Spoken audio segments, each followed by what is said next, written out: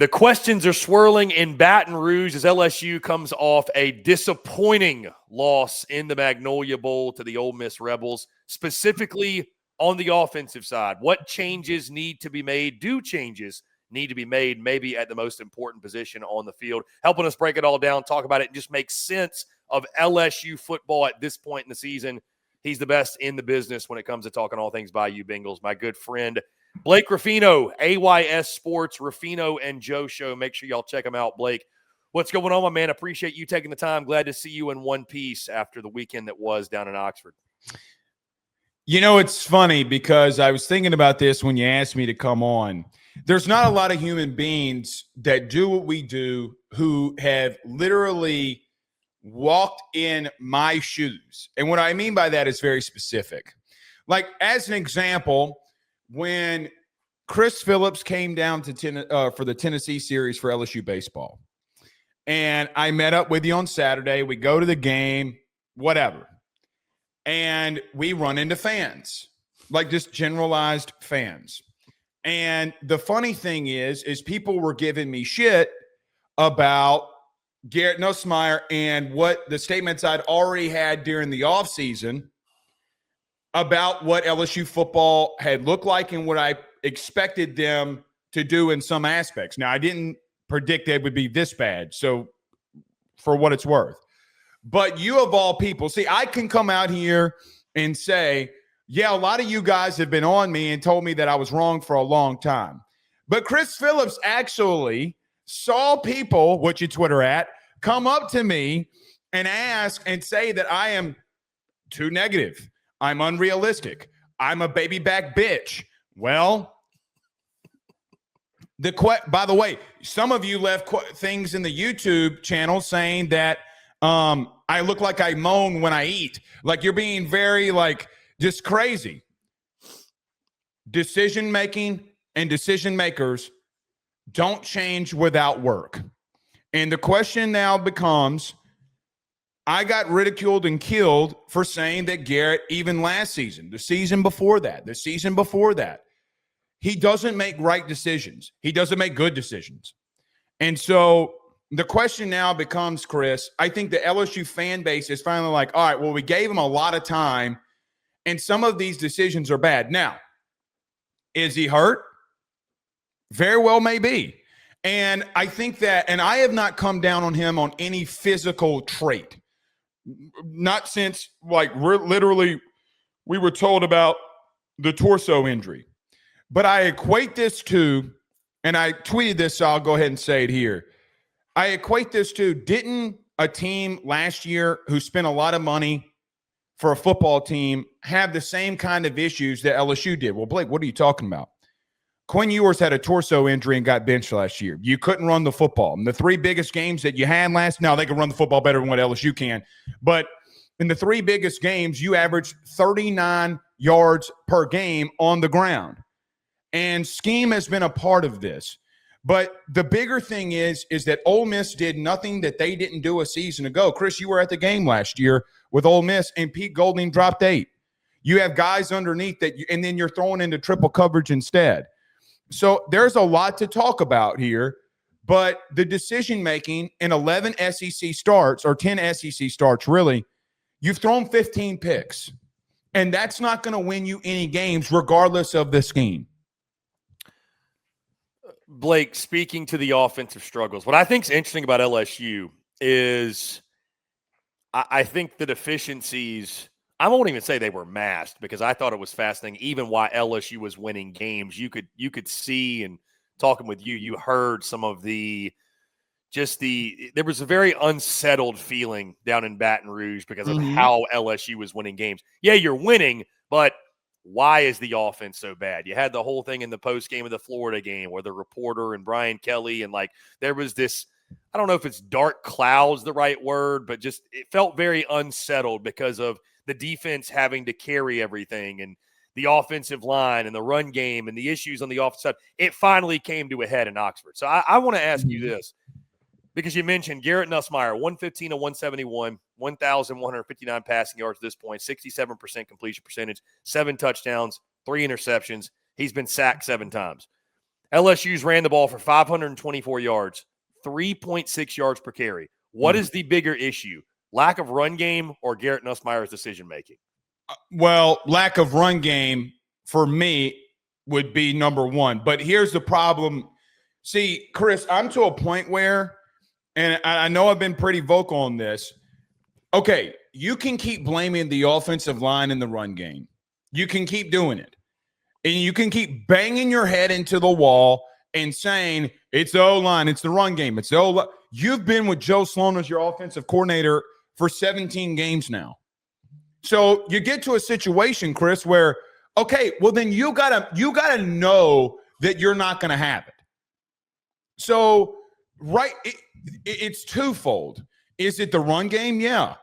But I equated it to the Texas situation last year. Chris, they ran the ball for 30 yards on Georgia last year in the SEC championship game, and it went into overtime. Well, you can say, well, their quarterback got hurt, whatever. Okay, well, the time before. What about Ohio State? Of course, they're at the 1 yard line from tying the game. So they didn't run the ball there either. So what is it?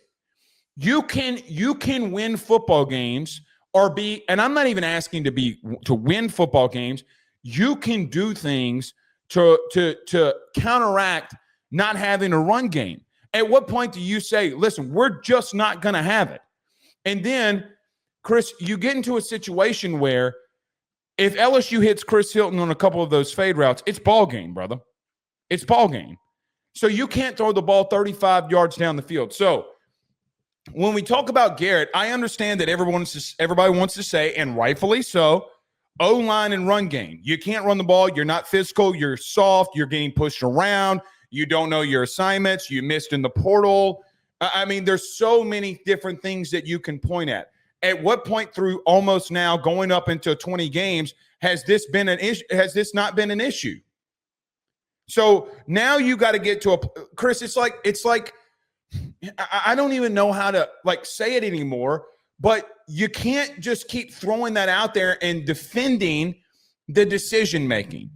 At what point through damn near 20 starts do you start looking at it and saying, well, it's not going to be there, and instead of throwing into triple coverage, I'm going to take the underneath route and get a first down?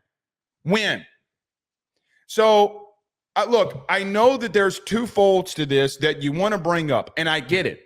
But right now, you got to make a decision because you have a receiver that runs a 4.2 and you can't throw the ball 35 yards down the field to get it to him when he's got 3 steps on a DB. And that's the point that we need to get to here. Look, you understand that you're going to have to understand and get over that you have deficiencies. So now that we're past, your O-line's not great, even though you probably found the right tackle in Carius Kern. You cannot run the ball. Okay, sounds good. Caden Durham's out, but Caden Durham hadn't done anything for you either, and he's horrible in pass pro. So what are you going to do? Chris, you got to make better decisions. You got to make better decisions. There have been times where guys like Brady, and I'm not trying to compare Garrett to Brady, had a white dude from Division III as his leading running back in Danny Woodhead. You think they could run the ball? No, they didn't. But he was a great and elite decision maker. You got to be in a situation where you got to look past, at the current moment, some of those deficiencies because it's not going to change. And you got to know that. It's like, this is how I was going to equate it tonight, so I'll just go ahead and say it. It's like the girl that keeps cheating on you. Do you think she's going to keep cheating or no? You can't turn a whore into a housewife. You can't change a run game that hasn't been there for 17 games. So now what? You get to a place in time where I think Garrett, for what it's worth, does not either know what he's seeing or he's trying to mask and do too much and not making the right decisions. We posted a photo on Twitter of the interception. He's got a tight end wide open underneath in general football terms, with no one really around him. That's got to be hit, Chris. You can't throw the ball into triple coverage. Well, Blake, looks like receivers ran the wrong route. And what's your point? Then you don't throw it. Then you're guessing and you're throwing. So, look, man, I, as you know more than most because of how close we are as friends, I have taken a brutal beating over him as a decision maker. What's changed? You can say the torso, you can say the O-line, you can say so many things, but there also comes down to a point where there were 3 times in the second half you threw in the triple coverage, and in the first half you did it twice and it bit you. So now what? And there's a lot of sensitivity, Blake, for whatever reason. I know from talking to you and talking to LSU fans and being around LSU fans, around Garrett Nussmeier, it kind of feels as if he is this prodigal son, feels a little strong, but he's kind of revered in that way, or revered in at least some sort of way where you're right. There is a lot of pushback whenever you give, I think, even fair criticism of his game. So when I ask you this next question, even though it is fair to ask it this way, I think some may be taken aback at me saying, should Garrett Nussmeier be benched? Even though that's a fair way of asking the question. But I'll ask it this way to soften the blow a little bit for our audience. Not that they need that, but at some point, if the poor decision-making continues, does Michael Van Buren, number one, deserve a shot? Number two, does he give this football team a better chance to win football games and reach their full potential? Did you think in week 6 we'd be asking the question if Garrett Nussmeier needed to be benched? Honestly, Blake, maybe not, but I can't say I'm totally shocked. Because you and I had the convo over the offseason. What if you just are who you are? Then what? Oh. Doesn't mean he's a terrible player, but being just okay is not good enough at LSU. I think we all understand that, right? I mean, I think that he does give you well, here's the thing. I don't know if he gives you a better chance because I haven't really seen it enough. And if you do turn in that direction, you can't get mad if he makes a bad decision, because Garrett was allowed to make bad decisions. He's a sophomore, and he hasn't even had a full season of starting and got thrown in an impossible situation. But, Chris, if you're asking me, does he hit Chris Hilton in stride for a touchdown on the fade route? Yeah, I do. Because he hit Mario Craver in stride against Georgia multiple times, and everybody's like, oh, Mississippi State, they were looking past them. They weren't. Well, Mississippi State's, 4-1? No. What was happening is Mario Craver's a really good receiver. Who would have ever thunk it? No, they got beat. And so I think that because of the lack of running game and Garrett being honest, it seems as if right now, either with it being the injury or just overall, which overall he wasn't injured last year and he didn't want to run. Chris, I don't know if he's not scared to run the football, and you got to find some yardage and hitting yardage in the run game. You got to find it. And by the way, they got away from it, and you went up against 120th rush defense in the country. Chris, they were dead last, was Ole Miss, and they ran 3. And if you can't block 3, then by God, then you don't deserve to win, and you didn't. I think there's got to be a lot of context. Is he hurt? Then if he's hurt and he can't throw the ball 35 yards down the field, yes, he needs to be benched. I do expect in the bye week they'll rest him, and then he'll come back during the South Carolina week. But I fear that timing will be off. And this there's no quarterback in the SEC that's a backup, or even around the country, that has to have a bigger week than Michael Van Buren, because you got to make a decision, and Brian Kelly's paid a lot of money to make this high level of the decision. You paid Garrett a lot of money to come back, but at what cost does it equate to wins and losses? So if he can't throw the ball 35 yards down the field for whatever reason it is, then yeah, you got to bench him. You got to sit him. And I do think Van Buren gives you more of a chance from a run game and mobility standpoint. And Chris, I got to be honest with you. I don't know if on the 4th down with 3 seconds left on the play clock and Garrett calls a very critical and crucial timeout that should not have happened if he wasn't scared to do a quarterback sneak. And you can't play a game. You can't play this game scared, because if you play scared, you get beat. And one thing, whether right, wrong, or indifferent, we do know about Michael Van Buren. He made some bad decisions as a true freshman. Who wouldn't? I don't think he would be scared to do it. And I wonder about just not even on play, like on field play. I wonder about command and control and different things. Chris, you just had a Division III quarterback in Trinidad Chambliss beat you.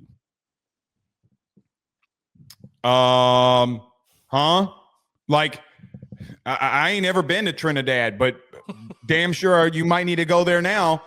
It just comes to a point where Chris, it kind of, for me, in a way, I don't want to say feels like a relief in the sense of all the shit that I took. And again, some of the craziness that I took, literally face to face. And I think that it just comes to a point in time where you got to make a decision. If you're asking me, I got to be real with you. Every position on the offense would be open for grabs. But you're throwing hospital balls to the best receiver, in my humble opinion, on your team, and one of the top receivers in the SEC, and he comes down awkwardly and has an elbow injury. So now you're out with your top weapon. And by the way, you weren't getting in the ball enough, so I guess it didn't really matter because you didn't know how to scheme it open. But there were times where he was wide open that Garrett missed him. So I don't know, Chris. If you're asking me, yes, I would give it a look and tell Garrett, like, hey, man, if you don't work, if you don't figure it out, yeah. And here's the reason why. Because you did it to Jaden. So now what's the difference? Is it because of the pay? Because I'm going to tell you right now, you better eat that money, because it doesn't – a playoff, it doesn't matter. You're going to make it up if you make a playoff. And they're going to have to battle it out. So you got too much speed on the field to be missing some of the stuff that you're missing. And I forgive, and not forgive's a bad word. I understand the deficiencies that Garrett has because of an injury. You cannot look past the decision-making. You just can't. And I think that Van Buren would give you at least, Chris, you got to see it. And if he's bad, then okay, then it is what it is. But at the same time, you got to do something, because this isn't working. Blake, I want to go back to the injury, because I know a lot of us, fairly or unfairly, maybe I'll just take ownership for myself. I was, to say the very least, skeptical about said injury. It felt like a convenient excuse, if I'm being totally honest, but from watching some of the game, definitely following along what you said, your commentary during the game, it sounds like the injury is affecting him. You were talking about the velocity specifically on some of those footballs. So he is truly dealing with something significant then. Well, either one or two things are happening. Either number one, he didn't put in work in the offseason like he said he did, and he regressed because he wasn't in the weight room like that. Chris, you and I, everybody, here's the truth. Everybody in America knows that when you're in the weight room and working the way that you work, your body changes. Look at Jaden. Look at me. Chris, I've lost damn near three children, and I only got two. I've lost their body weight, for crying out loud. So it comes to a point, you can't put in the work and your body not change. So I wonder if the injury, which it does seem like he has, isn't because of a lack of actually working. That's number one. But number two, it does look like he's labored and he's injured. He's throwing ducks. I'm talking about Arkansas, Pine Bluff, in the duck blind ducks. Woodward head ass. They're coming out of there bad. The Xavion Thomas 50-yard completion, excuse me. It's a duck, and you got bailed out. Chris, but see, here's the problem that I have, though.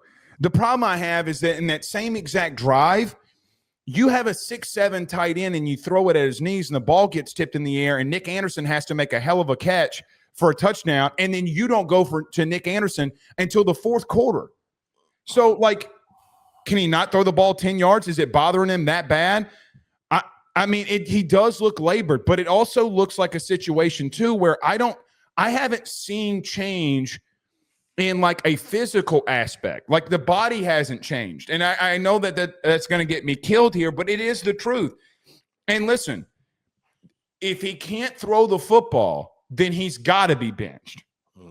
Then you don't have a decision. So, Van Buren ain't got that issue. Now, he might throw it 17 rows up into the stands and hit somebody who's doing in 2 weeks. But, I mean, it is bad. Chris, he can't throw the ball 35 yards, brother. I mean, he can't throw the ball 35 yards. So either he's injured or he's regressed. Pick one. I mean, I do think it's a mixture, a little bit of both, if we're just going to rip the Band-Aid completely off. Because the same kid that I feel like I saw as a freshman is the same dude that I feel like I see right now. Blake, for LSU, it's bye week, of course, this week. Then you got South Carolina at home at Vandy, Texas A&M, and then another bye. So the month of October, the Gamecocks, the Doors, and the Aggies. Going to be a defining 3-game stretch, obviously, before, again, you go into November, and we know what awaits you. That Alabama game in Tuscaloosa, you end the season with that game at Oklahoma, and God knows what Bobby Petrino and the Hogs might have for you when they come to Death Valley. The game against South Carolina, what would you – I know so much of this is dependent upon other stuff and the way the bye week goes. When you think about that South Carolina game, are you mentally preparing? Like, do you have expectations that Michael Van Buren could start that football game? Yes, I have mentally prepared that he starts, but I've also mentally prepared that LSU's too stubborn not to start him. So, again, what I think is going to happen for South Carolina is that they're going to rest Garrett this week, see how he goes into next week, and if he's good, then they're going to let him go. He's got to have a short leash, though, Chris. I mean, I can't believe I'm saying this. Your season could come down to Michael Van Buren. And I mean, again, I want to see it personally.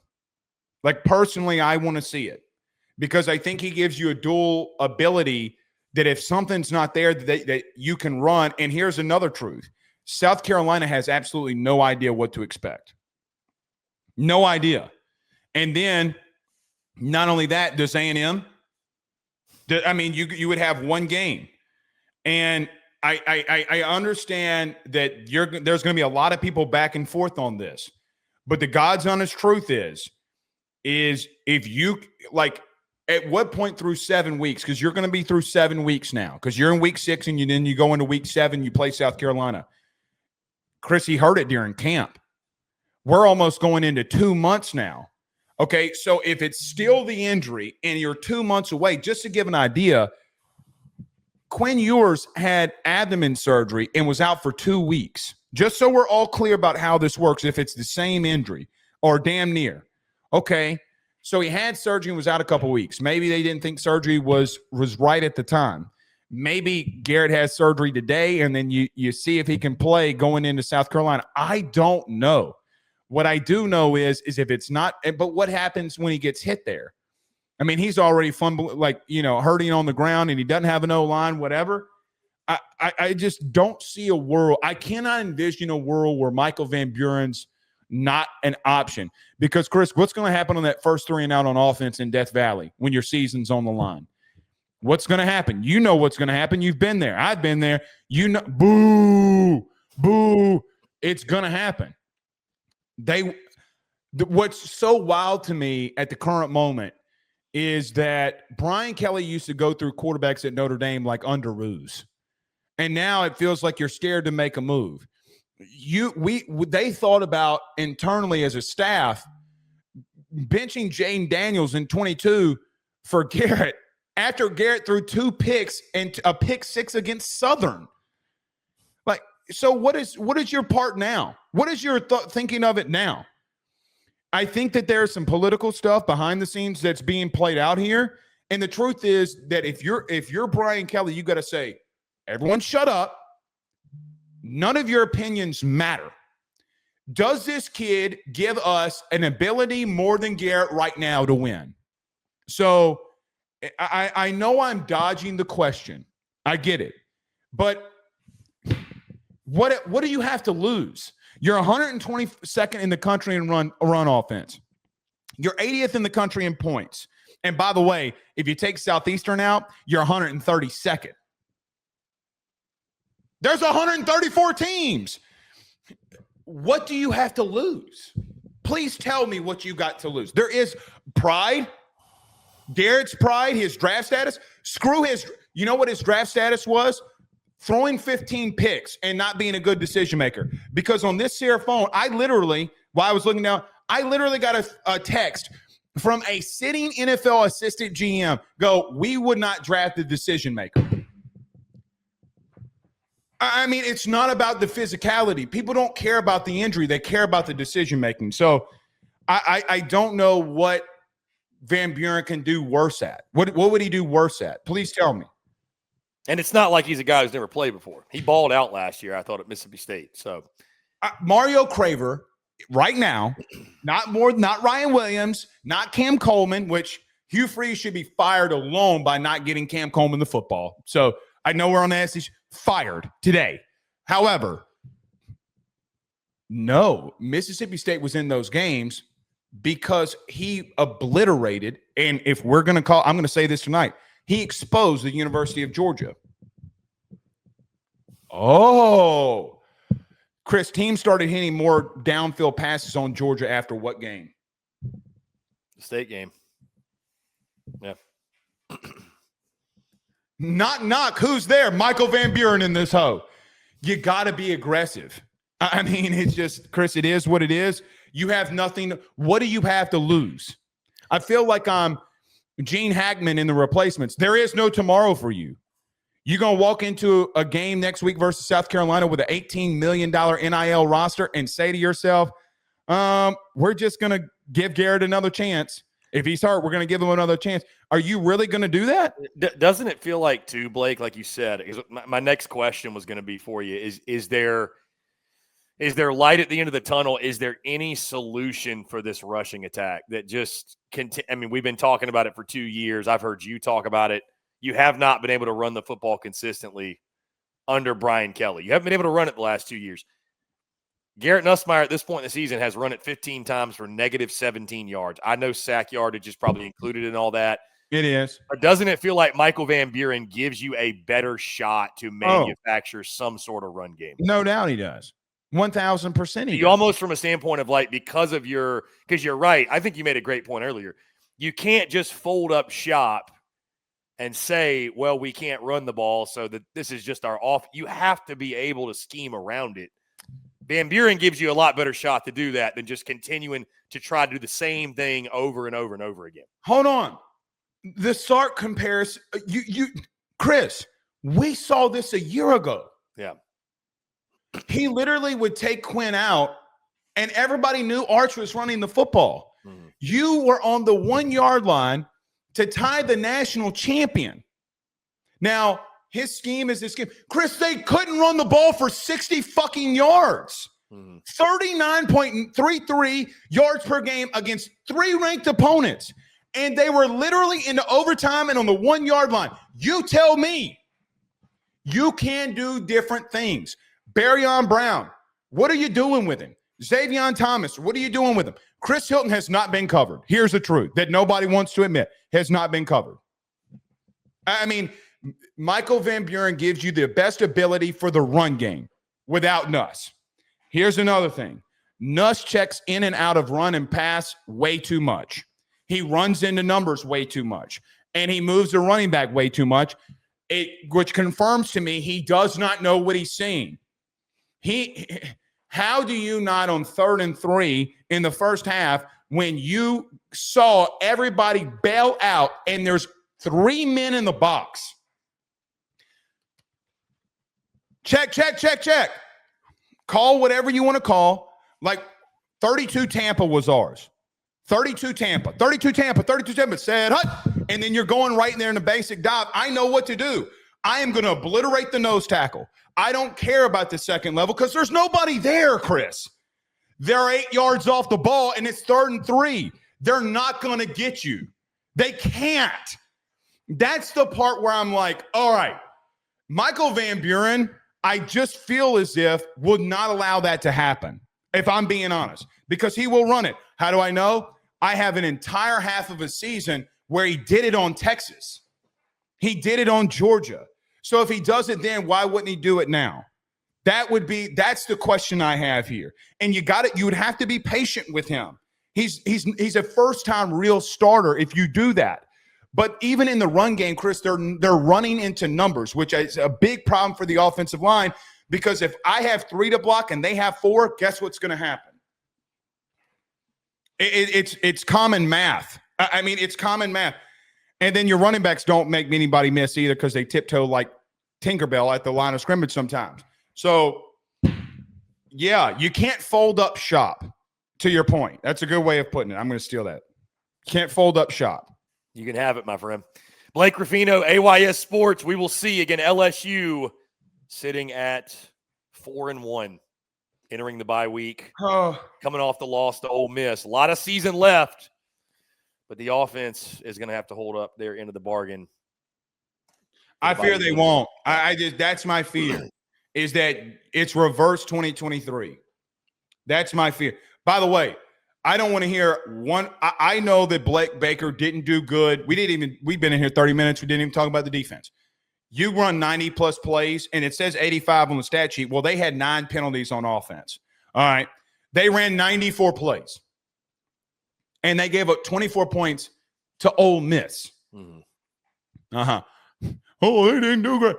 Go sit on one of those green things that get thrown at WNBA games. That's all I got to tell you, because I am not going to listen to anything about this defense. I just refuse, because it's not your problem. Yeah. Everybody, it seems like, wants to make an excuse for the offense instead of just calling it as it is. I'm going to end it like we started it. You, Christopher Phillips, visibly saw people yelling at me about my takes on the offense. I'm not trying to take no victory lap. I'm just telling you, when we're out there at practices that much, you know. Yeah. How can you tell me what I saw? Just throwing this out there. Your boy banked a couple of $5,000 when I saw Jaden Daniels on day 1 of the fall camp in 2023 and posted it. Shout out FanDuel. He's choked up over it, thinking back to it. Yeah, I'm choked up. Do you know how much tuition costs for children? I mean, Jaden, I should have given him, I guess you can. I can't. I should have given him the money. But, I mean, tuition ain't cheap. Shout out to Jaden Daniels, by the way. It'll be interesting to see, Blake, how it finishes out. I know this won't be the last time we have you on the airwaves, obviously, again. LSU, big stretch upcoming. Never know. Wink, wink. The SEC Unfiltered Tour might embark upon Baton Rouge during that stretch. You never know. Blake, again, I appreciate you taking the time, man. Again, everybody knows where to find you, but in case they don't, let them know AYS and the great work y'all are doing. Ruffino and Joe, man, y'all are crushing it. Yeah, Ruffino and Joe show coming up close to another massive milestone. Go over there. We talk college football all year round, and then AYS Sports. So 6 or 7 p.m. Central Standard Time. Monday through Friday, you know where to find me on the YouTube. Like you, man. Appreciate you taking the time. We'll definitely do this again soon, my dude. Yep. Thank you.